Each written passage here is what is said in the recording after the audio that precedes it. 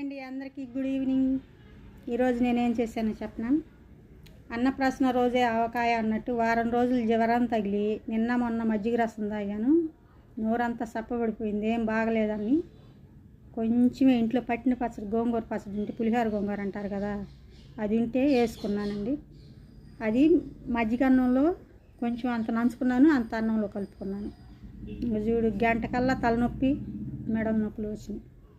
ఇప్పుడు దాకా కొనుక్కొని ఇప్పుడే లేచి స్నానం అది చేశాను.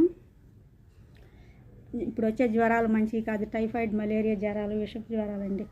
ఒక వారం రోజులు 10 రోజులైనా పత్తి ఉండాలి. దుంపకూర, బంగాళదుంపలు కానీ గోంగూర కానీ అలాంటివి తినకండి. నేనే గబాలను తిన్నానని అనుకుంటున్నాను. దొండకాయ ఎప్పుడంటే అలాంటి ఏదైనా పలసగా రసము అలాంటివి తింటే, చింతకాయ పచ్చడి అయినా అలాంటివి తింటే మంచిది. కానీ ఇలా ఏ పడితే అవి తినకుండా ఉన్నాను. ఎందుకంటే బంగాళదుంప అయితే కాళ్ళు